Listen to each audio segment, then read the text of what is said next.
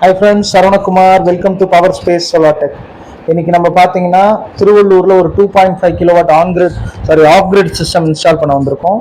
அதுக்கு முன்னாடி என்னோட சேனல் சப்ஸ்கிரைப் பண்ணிக்கிங்க, அப்படின்னா தான் நான் போகிற வீடியோ உங்களுக்கு உடனே வரும். இந்த வீட்டுக்கு பார்த்தீங்கன்னா இது திருவள்ளூரில் இருக்கு.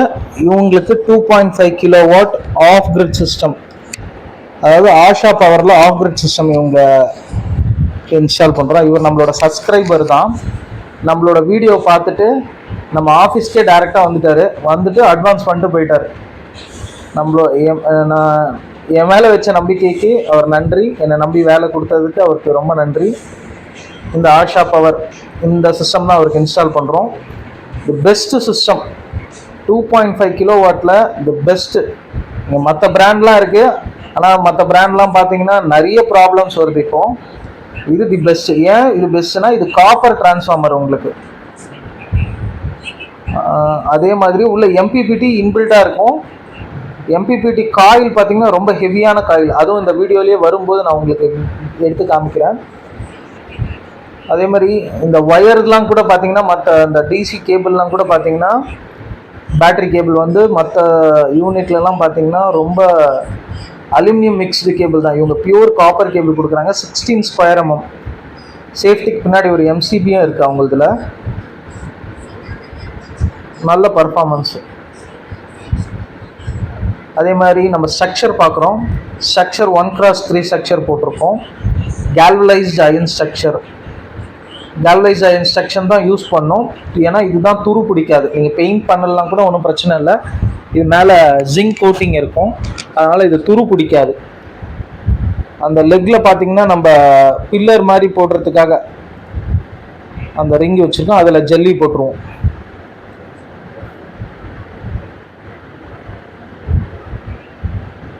நம்ம பேட்ரி கனெக்ட் பண்ணுறோம். பேட்ரி இவருக்கு சூஸ் பண்ண பேட்ரி பார்த்தீங்கன்னா எக்ஸைடில் 200 Ah பேட்ரி, ரெண்டு பேட்ரி இவருக்கு போடுறோம். ஈச் பார்த்தீங்கன்னா உங்களுக்கு 60 months warranty, 60 months replacement, onsite warranty உங்களுக்கு. நீங்களும் பேட்ரி சோலாருக்கு பேட்ரி சூஸ் பண்ணுறதா இருந்தால் எக்ஸைடே வாங்கிக்கோங்க, அதுதான் பெஸ்ட்டு. நல்ல காஸ்ட் வைஸும் பார்த்தீங்கன்னா அதுதான் ஓரளவுக்கு நார்மலான காஸ்ட்டில் இருக்கிற பேட்டரியும் அதுதான். மற்ற பேட்டரிலாம் ஒரு சும்மா இப்போ புதுசாக வந்த கம்பெனிலாம் கூட பார்த்தீங்கன்னா விலை ரொம்ப ஜாஸ்தியாக விற்கிறாங்க. C10 பேட்டரி இது கொஞ்சம் நல்லாவே இருக்கும், நல்ல பர்ஃபார்மன்ஸும் இந்த பேட்டரி. பார்த்தீங்கன்னா நம்ம டிசி கேபிள் கனெக்ட் பண்ணுறோம், பாசிட்டிவ் நெகட்டிவ். டிசிடிபிலேருந்து வந்த கேபிள் ஆக்சுவலாக இது. இந்த இன்வெர்ட்டரோட right hand side connector positive negative connect பண்ணுறோம்.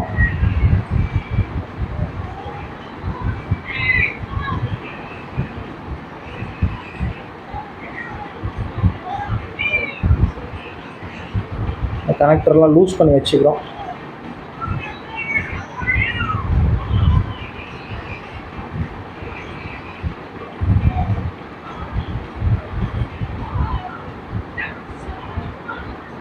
இப்போ அவங்களுக்கு அந்த காயில் காமிக்கிறேன்னு சொன்னேன் இல்லைங்களா, அது உள்ளே பாருங்கள், நல்ல ஹெவியான காயில். அதான் mppt போர்டு, அதில் நீங்கள் பார்க்குறது தான். அதுதான் அந்த boosting coil, mppt boosting coil அதுதான்.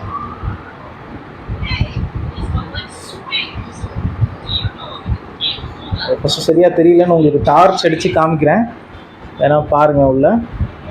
அதே மாதிரி அந்த ஹீட்டனும் பாருங்கள், நல்லா ஹெவியான ஹீட்டன், அந்த அலுமினியம் கொடுத்துருக்கிறது. காயில் நல்லா திக்கான காயில் அது. இது எப்படின்னா பேனல்லேருந்து ஒரு 5 amps வருது. ஜஸ்ட் எக்ஸாம்பிள் 5 amps வருதுன்னா இது 15 amps பூஸ்ட் பண்ணி நம்மளுக்கு பேட்டரியை சார்ஜ் பண்ணும். அதே மாதிரி டிசிடிபி இப்போ கனெக்ட் பண்ணுறோம். டிசிடிபி ஃபஸ்ட்டு ஃபியூஸ் போட்டு ஃபியூஸை கனெக்ட் பண்ணுறோம், அதுக்கப்புறம் MCB ஆன் பண்ணுறோம். நீங்கள் இன்வெர்ட்டர் போட்டிங்கன்னா, சோலார் இன்வெர்ட்டர் போட்டிங்கன்னா கண்டிப்பாக டிசிடிபி போட்டு தான் போடணும்.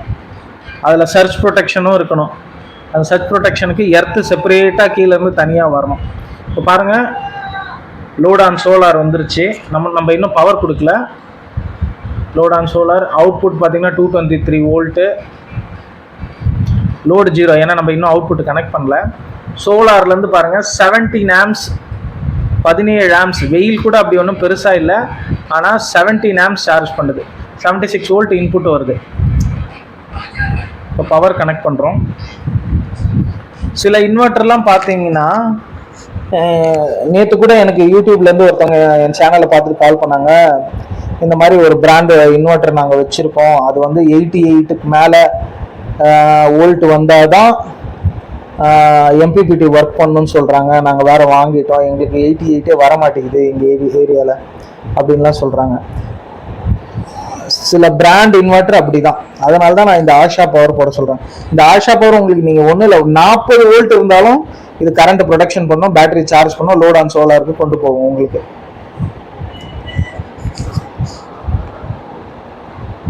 பவர் இன்புட் கொடுக்குறோம்.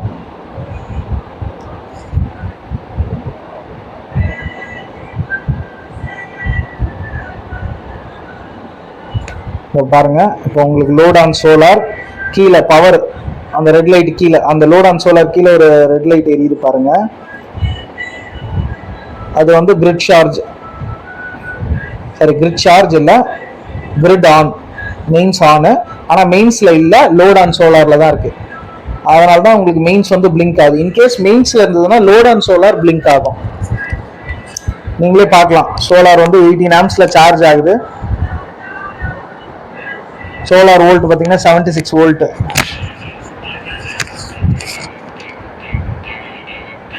டிடி அதுக்குள்ள 0.1 யூனிட் வந்து ஜென்ரேட் பண்ணியிருக்கு. Input voltage 220, output voltage 221. Load on சோலாரில் இருக்கு. 12% லோடு யூஸ் பண்ணிக்கிட்டு இருக்காங்க. இப்போ பார்த்தீங்கன்னா நான் பேட்டரியோட வோல்ட் இன்க்ரீஸ் பண்ணி வச்சிருக்கேன். First 14 years load on solar இருந்து இப்போ 14.2 வச்சிருக்கேன். இன்னும் 14.2 வரல. அதனால இப்போ லோட் ஆன் சோலார் பிளிங்க் ஆகுது. கிரிட் பவர் ஆன்ல இருக்கிறதுனால கிரிட் பவர் வந்து ஸ்டாண்டர்டா லைட் எரியுது. Input voltage 220, 217, output voltage 220. சோலார்ல வந்து 17.5 ஆம்ப்ஸ்ல சார்ஜ் ஆகுது. நான் பேர் சொல்லலாம், யூடிஎல் இன்வெர்டர்லாம் பார்த்தீங்கன்னா, யூடிஎல்ல ஜாமான ஒரு இன்வெர்டர், ஃபேமஸான இன்வெர்டர், அதோட ஹையர் ரேஞ்சே 18 ஆம்ப்ஸ்ல தான் உங்களுக்கு சார்ஜ் ஆகும். இது பார்த்தீங்கன்னா நார்மலாகவே இப்போ வெயில் கூட இல்லை, ஆனால் 17.5 18 ஆம்ப்ஸ்ல சார்ஜ் ஆகிட்டு இருக்கு. வெயிலெல்லாம் இன்னும் அதிகமாக சார்ஜ் ஆகும் பாருங்க. 17.5. இப்போ பேட்டரி வோல்டேஜ் 26.8ல இருக்கு.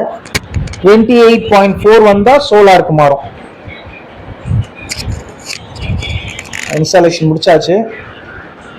நீங்கள் பார்க்கலாம் எவ்வளோ பக்காவாக டிசி டிவி போட்டிருக்கோம். அதுக்கு எர்த்து கொடுத்துருக்கோம். சோலார் பேனல், வாரி சோலார் பேனல். கீழே கனெக்டர்லாம் கூட பார்த்தீங்கன்னா கனெக்டர் தான் யூஸ் பண்ணியிருக்கோம். எதுலேயுமே ஒயர் ஜாயிண்ட் அடிச்சிருக்க மாட்டோம். அதனால கனெக்டர் தான் நீங்களும் யூஸ் பண்ணோம். கேல்வலைஸ்ட் ஆகி நல்ல ஹெவியான திக்கான மெட்டீரியல் தான். கீழே அந்த ரவுண்ட் ரிங்லாம் கூட கான்கிரீட் ஃபில் பண்ணியாச்சு.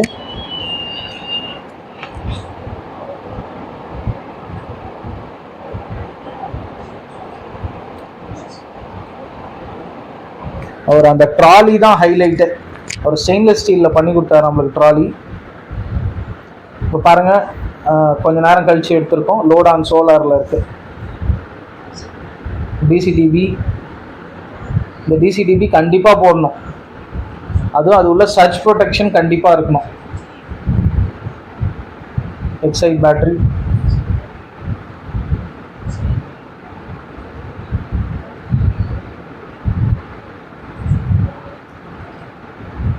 $540 watt mono PERC half cut panel. இது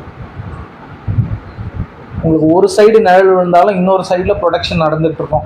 மற்ற சாதா பேனல்லாம் பார்த்தீங்கன்னா ஒரு சைடு நிழல் விழுந்தாலே மொத்த பேனலும் ஒர்க் பண்ணாமல் போயிடும். இது ஒரு சைடு நிழல் விழுந்தாலும் மற்ற சைடு ஒர்க் பண்ணும். கீழே எவ்வளோ அழகாக அந்த ரவுண்டு பில்லர் போட்டாங்க பாருங்கள். அது எக்ஸாஸ்ட் ஃபேனோட ஜாலி தான். அதை நாங்கள் அதை ஃபிக்ஸ் பண்ணி அதில் வந்து கான்க்ரீட் போட்டோம். அதே மாதிரி சோலார் போட்டால் அந்த சோலார் வாங்குற ஹவுஸ் ஓனரும் கொஞ்சம் சப்போர்ட் பண்ணோம். இவர் நல்ல சப்போர்ட்டிவாக இருந்தார். எங்களுக்கு சோலார் இன்ஸ்டால் பண்ணுறது மட்டும்தான் எங்களுக்கு வேலையாக வச்சார். மற்ற வேலை எல்லாம் அவராக பார்த்துக்கிட்டார். அதனால தான் வேலை எங்களால் பக்காவாக முடிக்க முடிஞ்சது.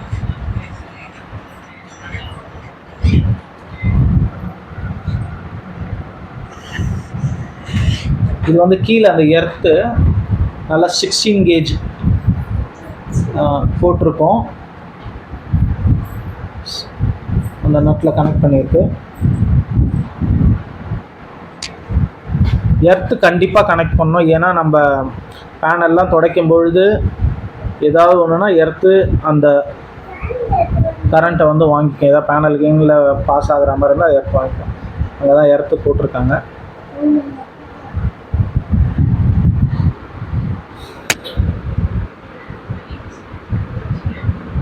Okay bye. உங்களுக்கு இந்த மாதிரி சோலார் வேணும்னா கால் பண்ணுங்கள். Power space solar tech. இந்த வேலை முடிஞ்சது, நாங்களும் கிளம்புறோம். பாய்.